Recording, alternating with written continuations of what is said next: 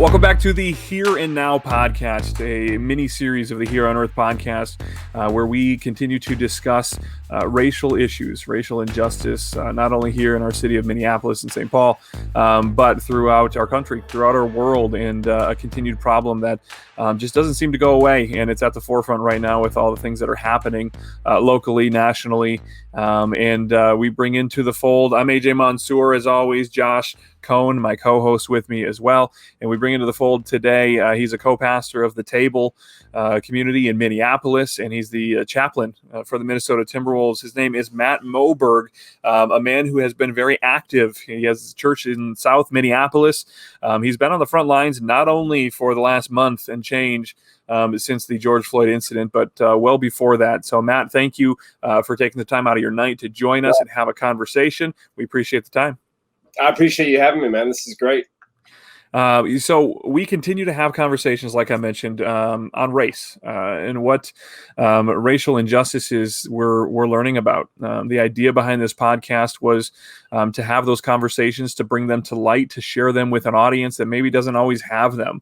And we tap on you tonight for a unique perspective, a discussion on the church's role in racial injustice and activism and support for our brothers and sisters of color. Tell us real quick a little bit about the Table, a little bit about what you do on a regular basis, have been doing for years, and what you guys continue to do amidst the current unrest that we have in our world right now.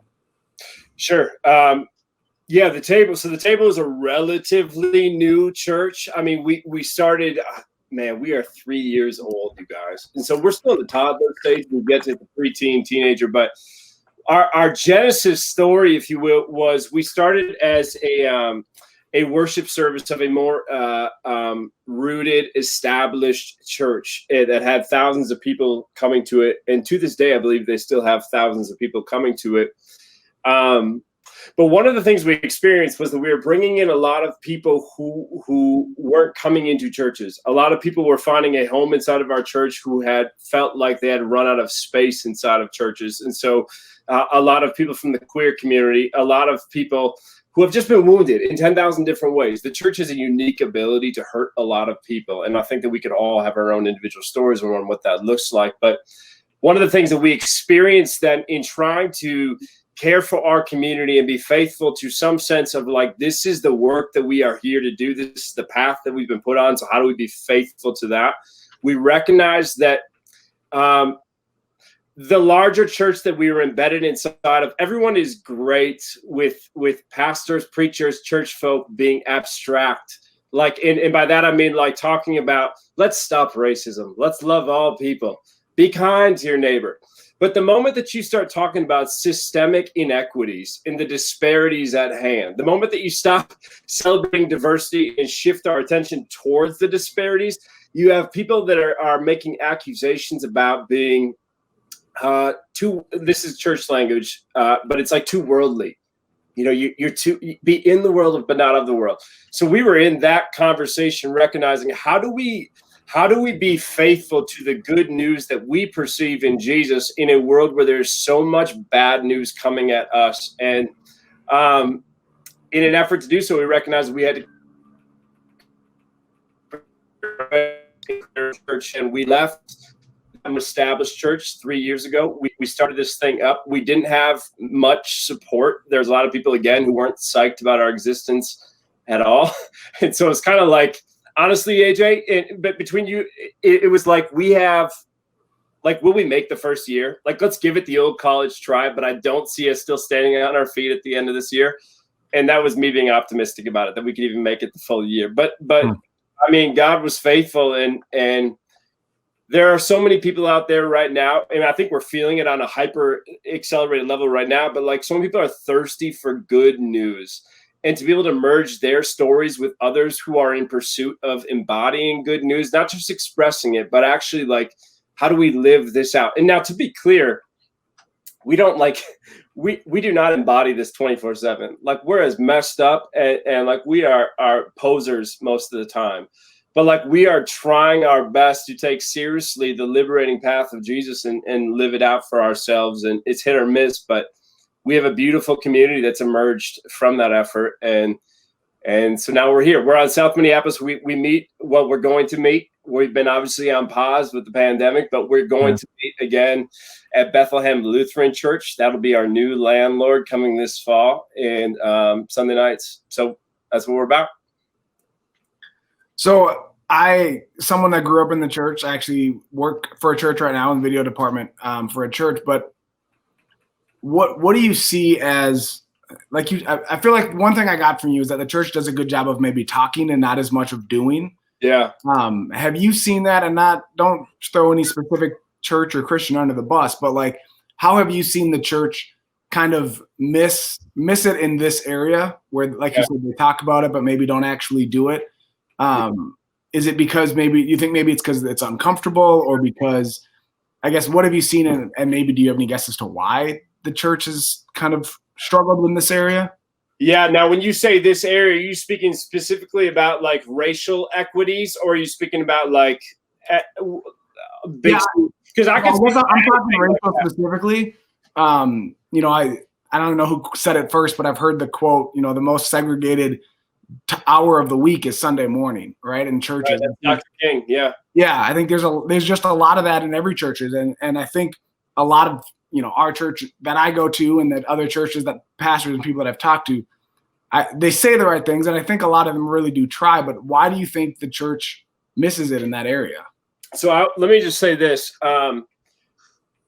Okay, so here's what I would say, and this would maybe be a short answer, and maybe I'm going to regret not saying more, but I would say that typically for white pastors such as myself, and I've been guilty of this, for white pastors myself, we have prioritized. So predominantly white pastors lead predominantly white churches, not wholly, but like predominantly. To your point, Dr. King's, the most segregated hour in America is Sunday morning at church. But white pastors have prioritized white church folks' emotional stability and general sense of comfort over the lives of Black and brown sisters and brothers in this country.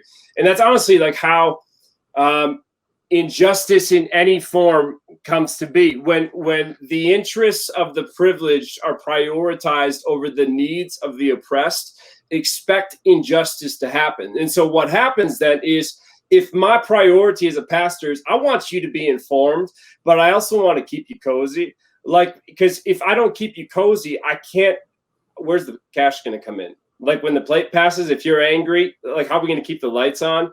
If I asked you to march in the street in behalf of people who are crying out like the prophets cried out, you're going to take that as a political thing, even though this is a pragmatic way that we don't, again, just express solidarity, but we embody it. And so why do we do what we do? We are protecting the status quo because I get paid by the church so I can feed my kids and have a house and have a job. I mean, so like there's honestly like that is it.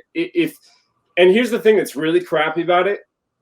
And this extends far beyond just the conversation about it creating a more racially equitable world, is there's a lot of truths that pastors that I know suppress because they do not believe that their communities that they serve could take it. Like there's a lot of things where it's like we can't tell. In fact, let me give you this story. This might have no bearing, and so I apologize if it doesn't, but I remember being in seminary. There was one of our seminary professors said, we're doing a study on the life of Moses, and he goes, there is about 72 other, this is a more conservative evangelical seminary. There's about 72 other people in ancient Near East that have parallel lives to Moses, that have similar stories. And like, this is like, what? Please tell me more.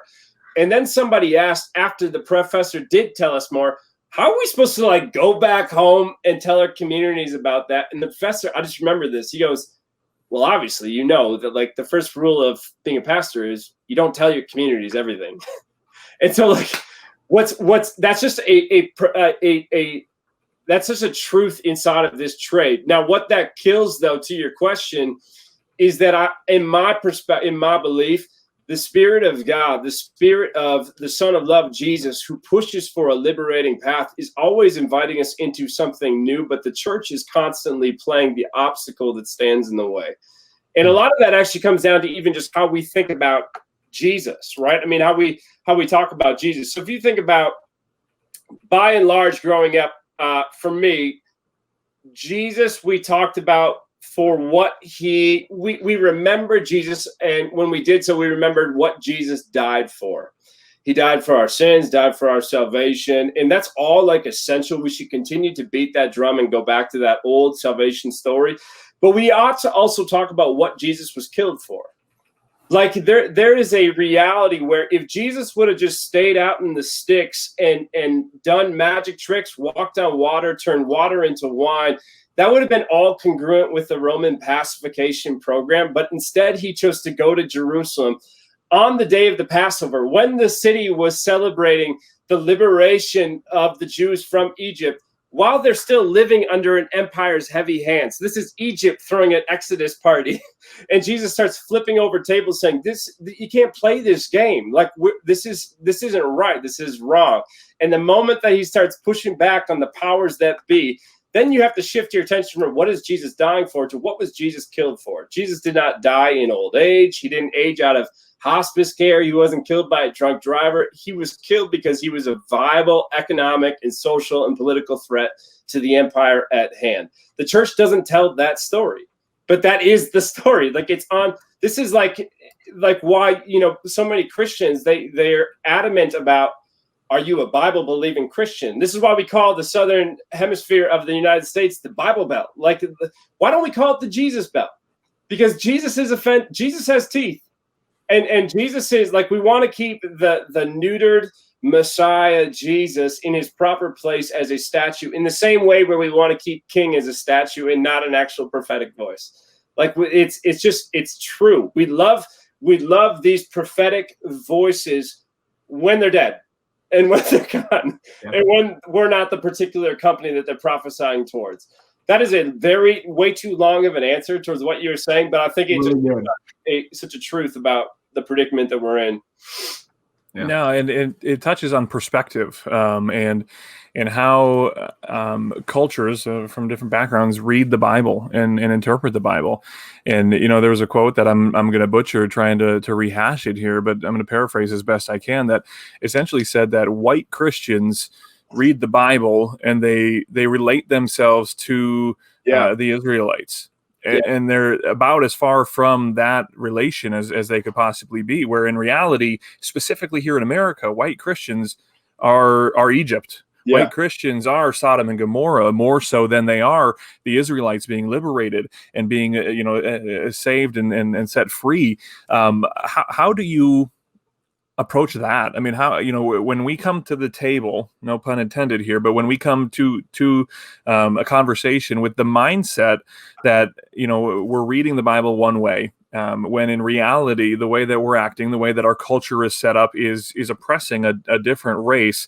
How do we kind of correlate those things and truthfully try to, as you've said, as we've said before, to be as like Jesus as possible when we don't really have the mentality that Jesus had? Yeah. Okay. So, Age, I think I'm catching your question here. Like, let me give you an example from this past week. In the lectionary in this past week, brought us to Genesis 20, 21, the story of Hagar, Abraham, and Sarai. Now, typically in my, if it's true, but like in my upbringing, the Hagar story of being driven to the desert where she encounters God for herself in the midst of her peril and tragedy and injustice, after she was just, now how we would phrase it growing up is she was married to Abraham to carry this child. Like my evangelical white upbringing was, has there been a time where you yourself have felt like you've been driven out to the desert? Like, has there been a time where you felt like discarded by your friends? Has there been a time where you felt like you were at the end of your rope and you didn't know what to do? Like, that's not true. Like, that has elements of, like, the scripture should speak to our spirits like that. But don't dismiss the context of the story that you are reading, because Hagar is this girl who was given from the Egyptians to Abraham and Sarah as a slave. She is then raped by Abraham. She then runs on her own accord. Like, that's not a story that you can relate to. And so that is a prime opportunity to not take it and bastardize it for your own purposes, but to ask, like, who am I in this story? And clearly, if you're a white Christian, you fit in the Abraham and Sarah role. And so we ask new questions then. So what does it look like to actually not just be a performative ally? Like when we're talking about racial equity, like, yes, allyship, like aspirationally, we should work to be allies and in one another's corners and trying to bring about a better tomorrow.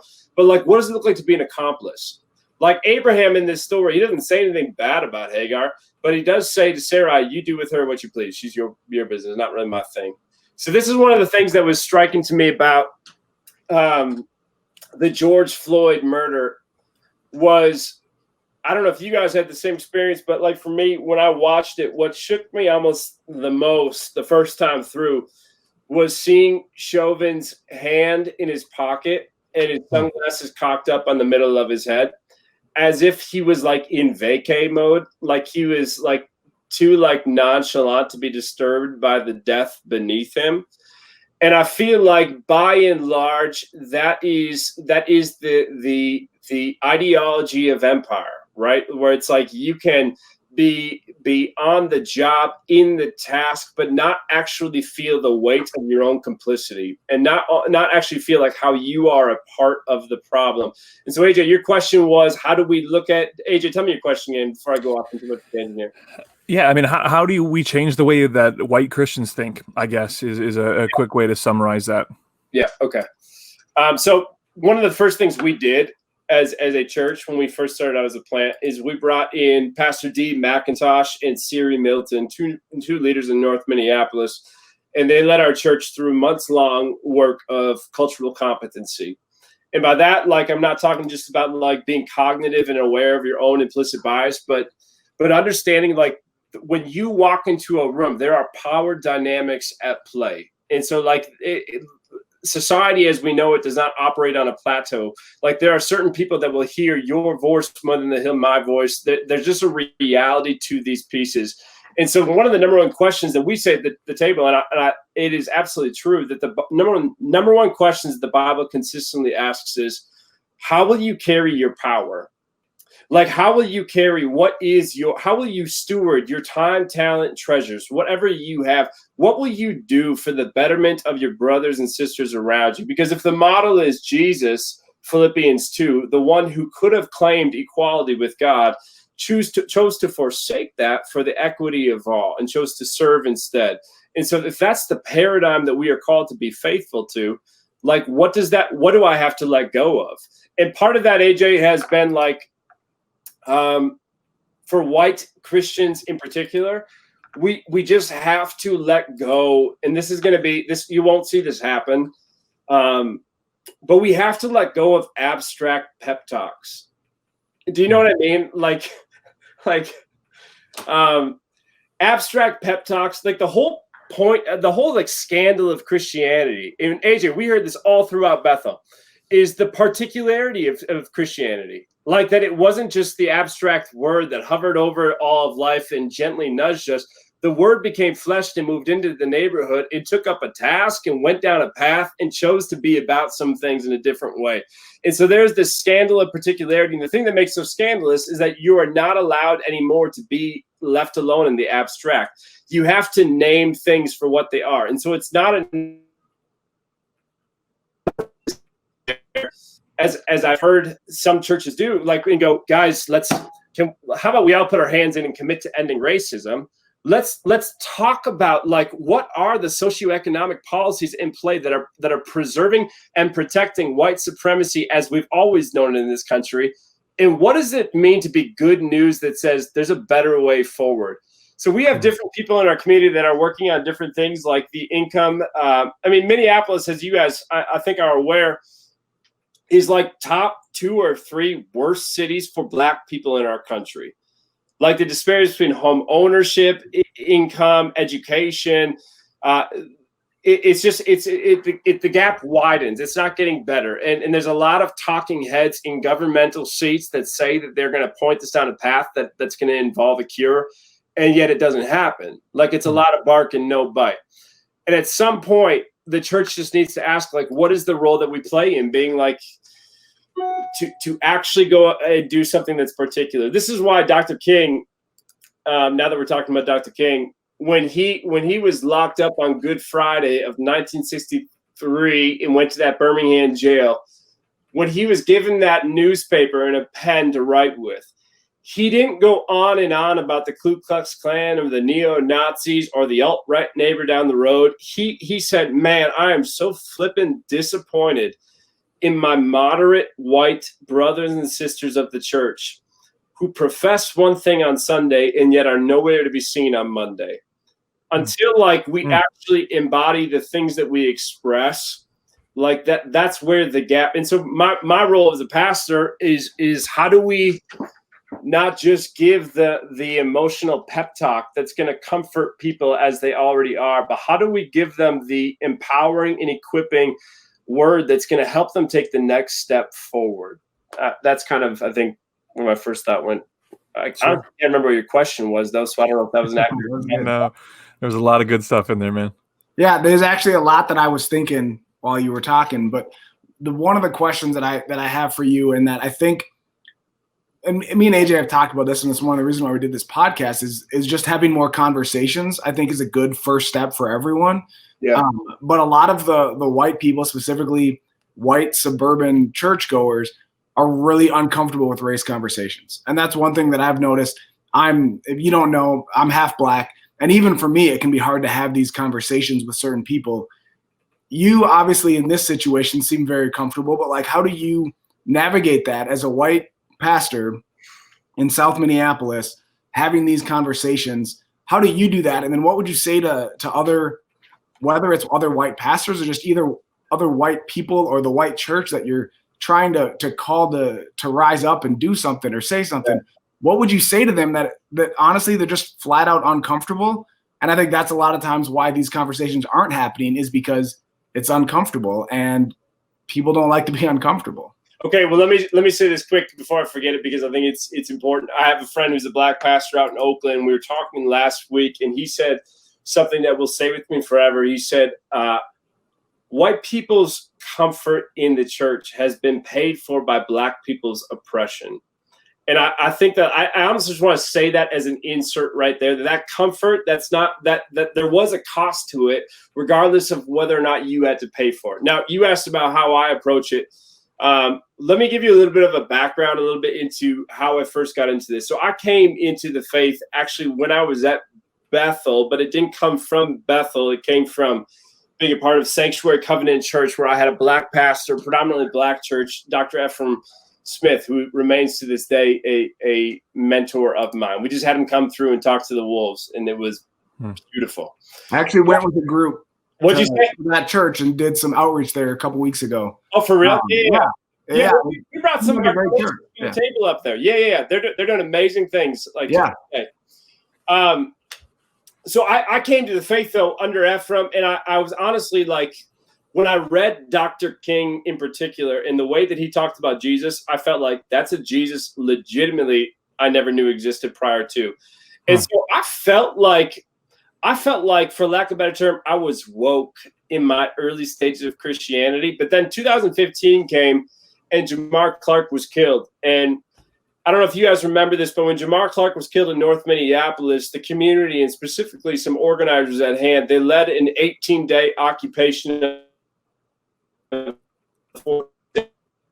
first engagement that I had day in and day out down there on the front lines with the community, and trying to understand what is my role in playing in this, and feeling like, again, as a certified woke person, because Dr. King, Ephraim, I have all my credentials at hand. I'm to do this. But what was interesting is that it was this beautiful experience. First of all, the 18 days that we're down there was beautiful. But in the middle of that time, on one particular night when I wasn't there, there was a truck full of white boys who weren't psyched about the people being down there, and they came and they fired shots at the crowd. Thank God nobody was damaged, but I wasn't there that night. But I woke up the next morning, literally, you guys, to about 57 texts from friends who weren't asking if I was at the protest the night before, but were asking if I was the person who pulled the trigger at the protest the night before. Apparently, when I was asleep, I don't know if you guys know Sean King, but he's got around 1 million followers on the socials.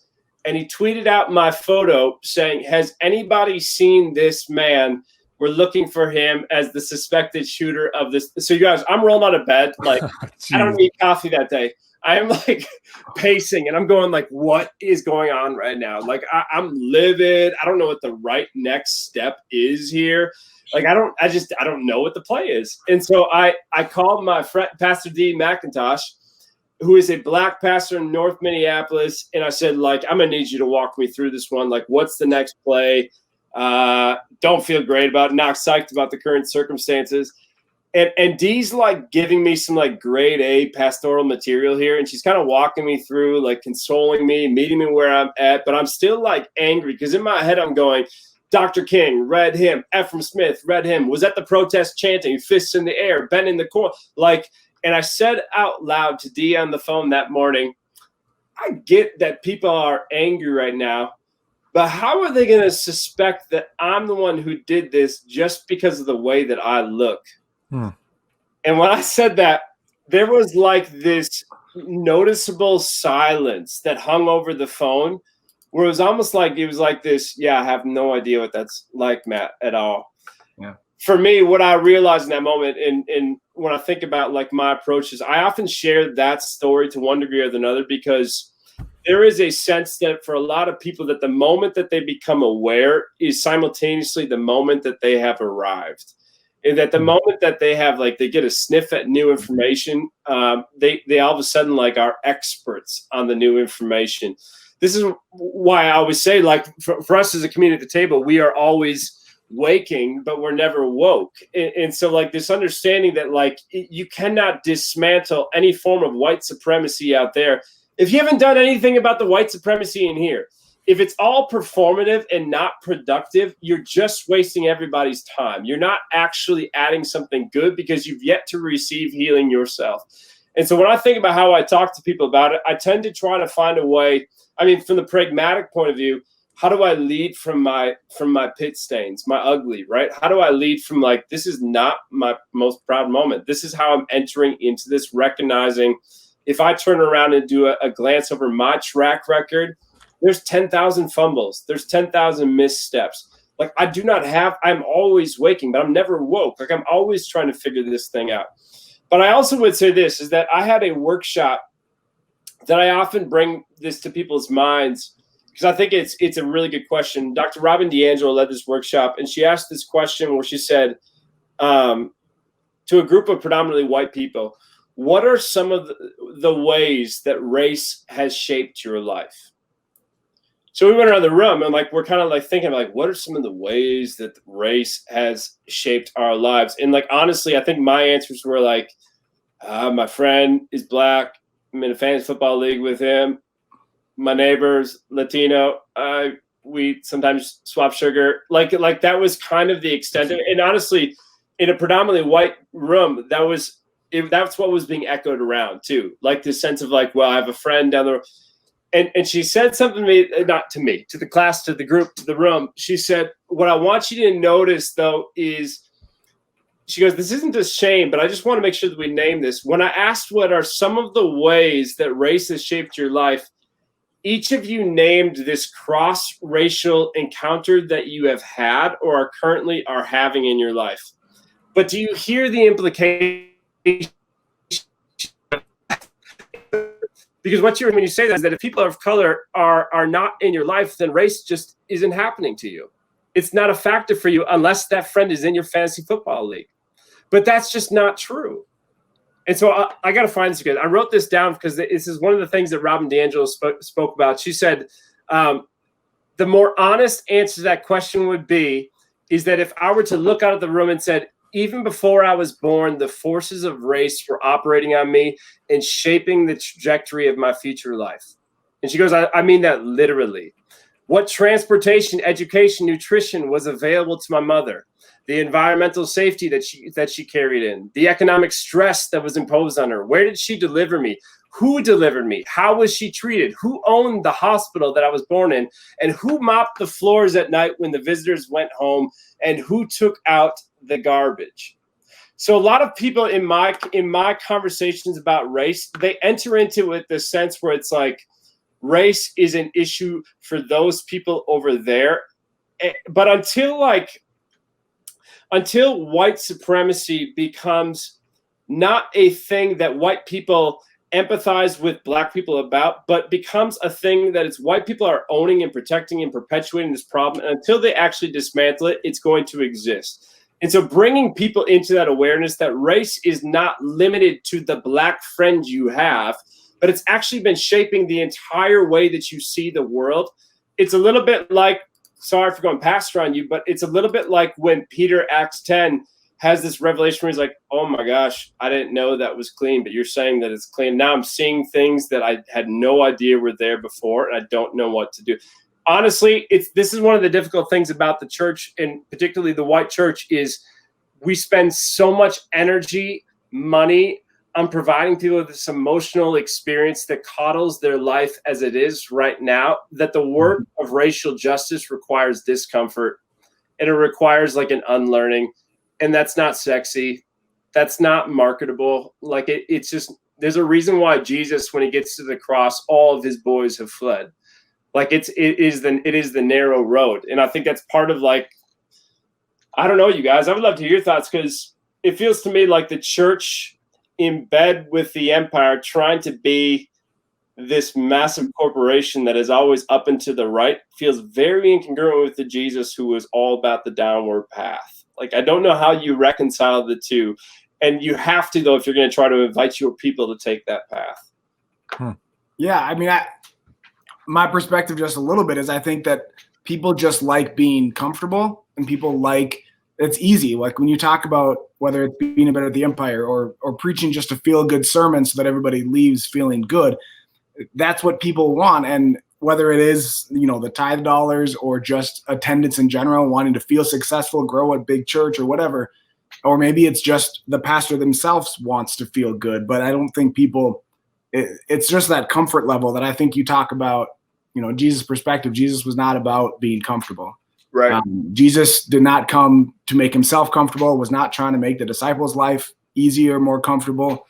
But I just wanted to, real quick, because you mentioned the Sanctuary Covenant Church in North Minneapolis. Yeah. I went with a small group from my church, and I went there. This was the Saturday after George Floyd was killed.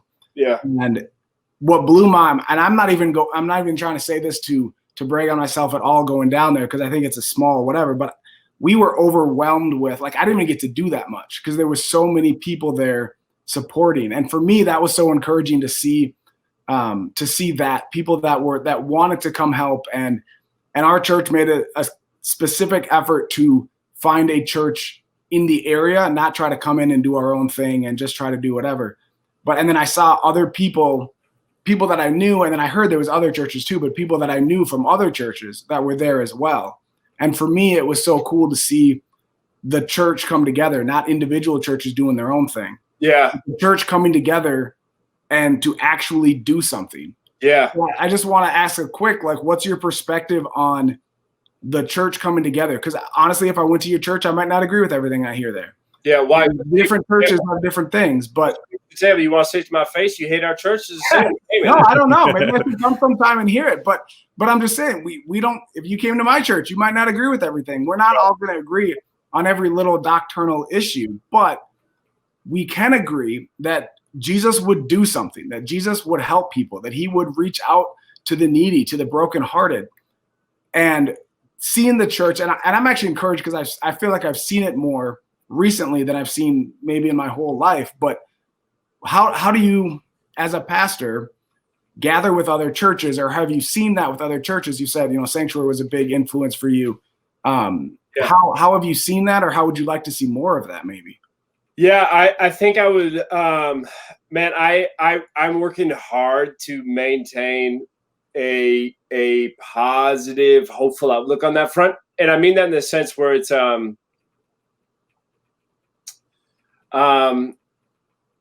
So there's this beautiful thing that happens right in the aftermath of a crisis when there's a need that is named. We put out we had a call from an organizer in Minneapolis saying, like, is there any way we could get diapers for these families in the area that had lost access to their stores in the aftermath of the burnings of different buildings? And we put out a pallet, like one single pallet, in hopes that people would drop things off. And we put out an ask. We ended up having to we ordered one U-Haul truck to bring it put all of our stuff in. And it wasn't big enough. We had to cancel it. We had to get a Penske truck that was 26 feet long. And we filled that thing to the brim with the excess filling up the church lobby. And so, like, it is beautiful to see people who know that there's a need, know that they have resources, and are willing to, like, have their resources respond. And we saw that in multiple churches. Multiple churches from the suburbs were contacting us, asking how they can be in our corners. And so the linking of arms is possible when it comes to altruistic endeavors. The challenge is, can it happen when we move from allies to actual accomplices? And so what I mean by that is, can we actually, like, can we be engaged with the city council? Can we be, like, there in embodied solidarity, not speaking for oppressed communities, but walking with oppressed communities? And oftentimes that's kind of where the limitations lie, is around this. And again, I'm kind of beating the dead horse, but there's too much talk about racism abstract and not enough talk about white supremacy particular. And until you get to that place right there, I think it's great PR, but it's not actually doing anything that's liberating in that way. I mean, you think about too, there is something I was saying, I was talking with a friend the other day, we were talking about and again, like, I'm not saying this on the other end of the spectrum where it's like, I've arrived and I'm just waiting for y'all to show up. Like, that's not what I'm saying at all. Like, I've been I've been so complicit in this coddling that happens of the American church. But if you actually stopped and consider that 90% of Congress is white, 96% of governors are white, 100% of president and vice president are white, late night TV show hosts, all white, pretty much. Like, we need to start talking to the people who think that race has no impact on their lives. Ironically, they would have the most to lose as if it did. And so, like, we need to actually acknowledge that there are people who are shaping our worldview, which means that we have to, again, go beyond abstract. And now here's a good answer to your question, to be more optimistic and less cynical and a problem. I've seen beautiful things come out in the past month from different churches where it has gone beyond the token performative dance that we're all inclined to do, into this point where it's like, we're asking. So when Paul talks about we don't wage war against flesh and blood, that's not our gig. We're here against the powers and principalities, the systems that produce the problems, the thing behind the thing.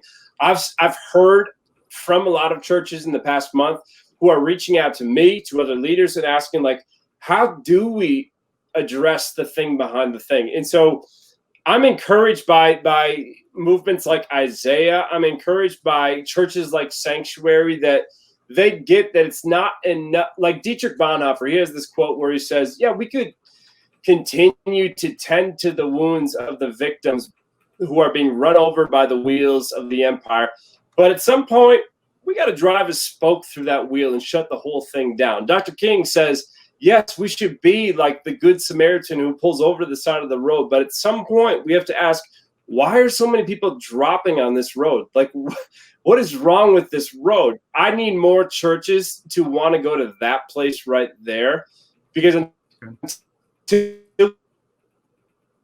thing mapping out all of these things, we're in trouble. But here's the challenge, is that to go to that place, you have the headlines, abolish the police, defund the police, and immediately people are going to be like, well, my uncle's a police officer and he's a hell of a guy and I love him. He got me this amazing gift at Christmas, and absolutely true. But like, so what's required of churches, and my encouragement is that I'm seeing it, is that people are cautioning people to reactive things. And they're saying, understand that there has been a depth of conversation that existed prior to George Floyd that has been going on. And we would love for you to come into that. but we need a maturation process in the church that actually equips people to be ready to be jumping into that. And not just a reaction, but more like the long term, like, okay, it's great that everyone's coming down and helping now and doing things, but are we going to continue to see progress after? I mean, honestly, once people move on to the next news story and it's not a big deal anymore. What are you going to do when it's not sexy and it's just sweaty? What are you going to do when the cameras all go away? Like, are you still going to want to come in? Like, if it's not as cool to do Instagram post on it, like, are you still up for showing up at that point?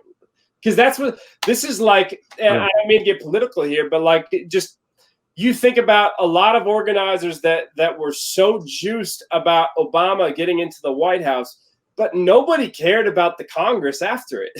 Like, so it was like this, we're all big on like the headline moment, the climactic thing, your one shining moment. But like the off season, the work afterwards, it takes a sustainable thing to go from a moment to a movement. And that's what's needed.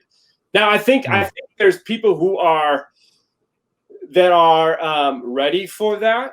I just haven't seen it yet, but I think we're all trying to figure it out, and I mean that us too, like the table, myself, we're all trying to figure it out. For sure. One more question for you, and we'll let you go. Thanks again. I'm having a great time, AJ. Why do you want to cut this conversation so short? I thought our on the charts, the convo was flowing. The joy of digital recording is I got no tape that's going to run out. So you take this last question as long as you want, man.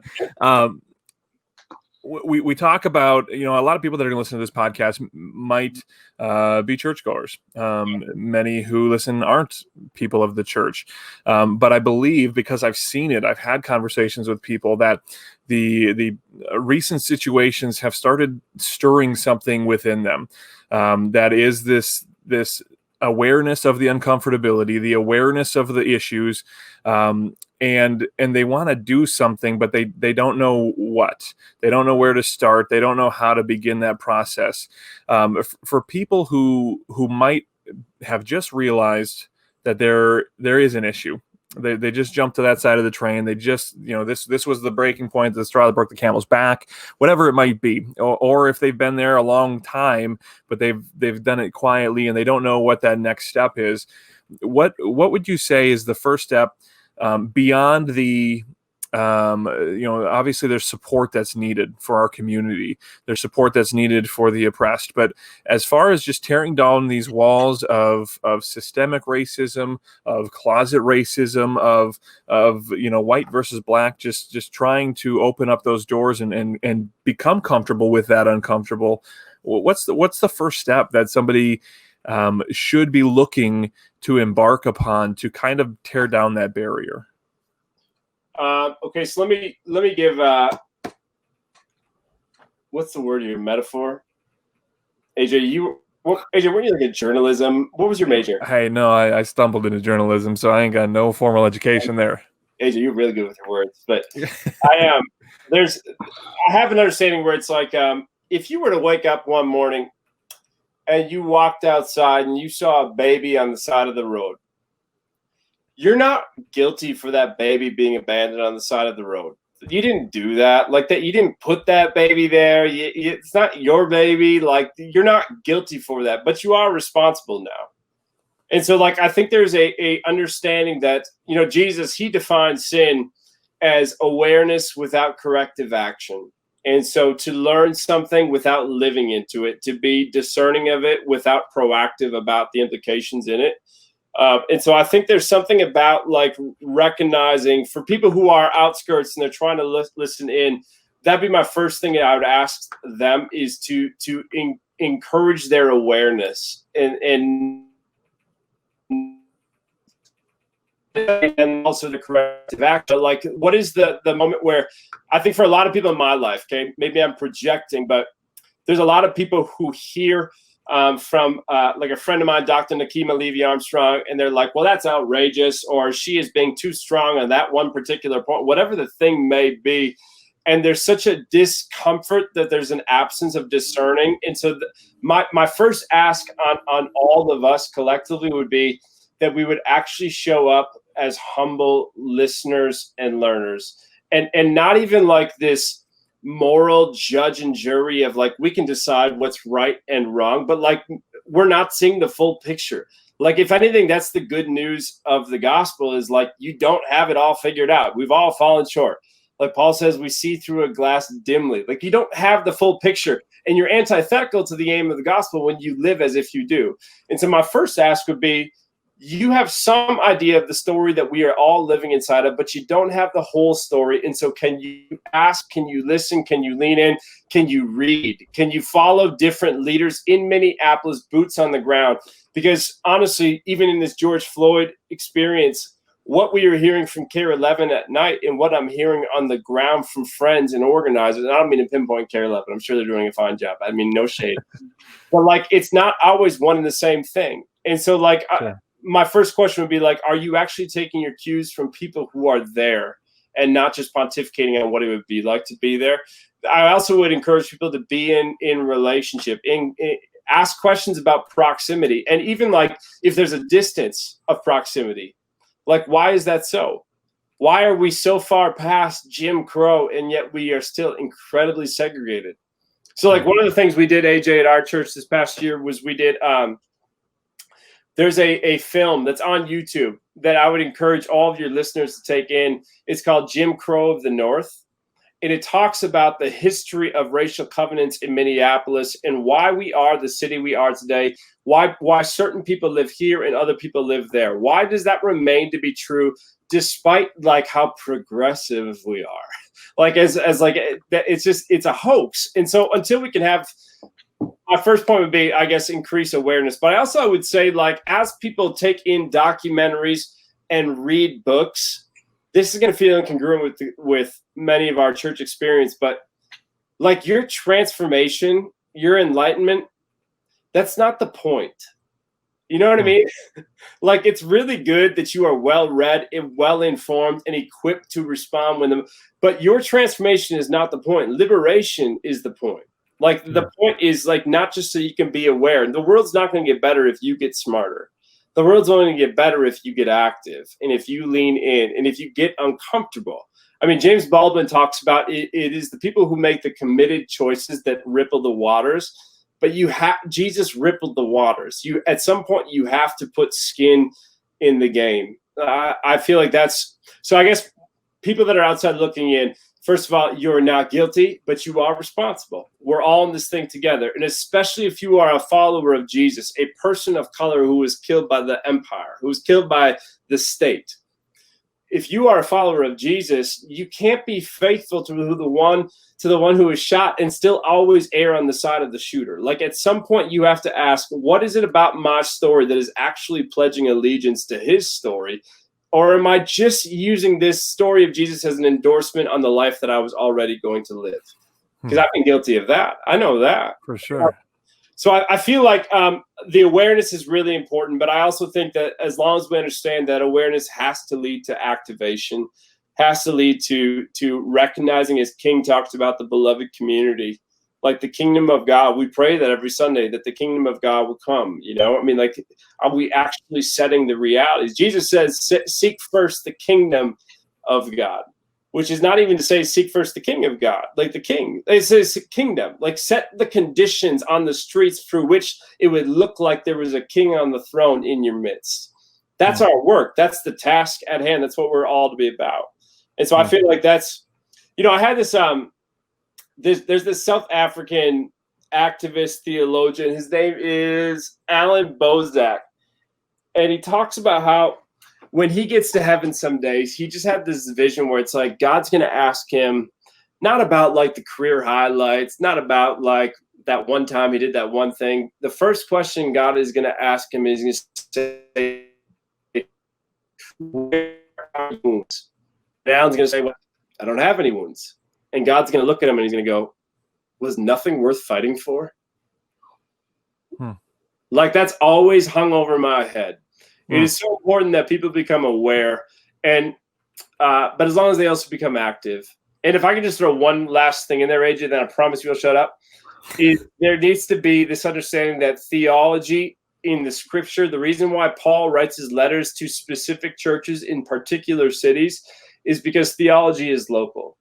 And so documentaries like Jim Crow of the North, understanding the history of if you're in Minneapolis, I love our city. I love so much about our city. I love our leaders on the ground. I love the work that we're committed to taking on together. But I also recognize that we have a city that has a lot of issues, and they're not just accidental. They've been intentionally produced. And so if theology is local and we're experiencing bad news on this local scene, we have to ask, what does it look like to embody good news in this particular context right now? And so my ask on people would not just be to be aware and learning about white supremacy, about the history of our country, about racism and the 10,000 way it manifests today, but also to know your city and to know that there's a history to this place too. Yeah, we did an interview earlier this week with a professor from St. Cloud State that has studied and is an expert in slavery in Minnesota, slavery's impact on forming Minnesota, the existence of slavery in Minnesota. Is that podcast out already? That one's not out yet. No, by the time that this one's out, it'll be out. But that sounds fascinating. It was fascinating. Christopher Lehman is his name. He's a professor at St. Cloud State, but a history that I didn't know existed. I just assumed Minnesota is about as far north as you can get. Right. Part of the Union, free state. Not the case. I mean, the legislature here pushed to get slavery legal in the summertime so they could get rich tourists from the South to come up and bring their slaves and be AJ, okay with it. Talk about that though, AJ. That's not. No. No, we're not like them in the South. See, that's stuff though that it's all been built on. Is like There's been a high horse saying, well, look at them in Dixie and how dumb they are. But like, come on now. Like, until we can actually sober up and look in the mirror. Chris, what's his name? Christopher Lehman? Christopher Lehman, Dr. Christopher P. Lehman. Tom Lehman's little brother. Like, that's amazing, man. That's really important work that he's doing. Yeah, no, it's really cool. So, Matt, I appreciate the time tonight. I appreciate you taking a little extra time late into the evening to have an important conversation. We'll have links to the table. We'll have links to Matt on Instagram. He's very active there, as well as he is in our community. Below this post, wherever you're watching or listening to it. So you can get that there. I encourage you to follow him, follow what that church is doing in our community, and maybe be inspired to join in, to get some ideas of what you can do to, again, tear down those walls, get uncomfortable, get dirty, get sweaty, like Matt said. When the cameras are gone, it's time to get sweaty, and that's when we are called to be there on the ground with our brothers and sisters. So, Matt, thank you again for the time. I appreciate it. You guys. And continue doing the good work, man. Yeah, blessings, guys. We'll see you.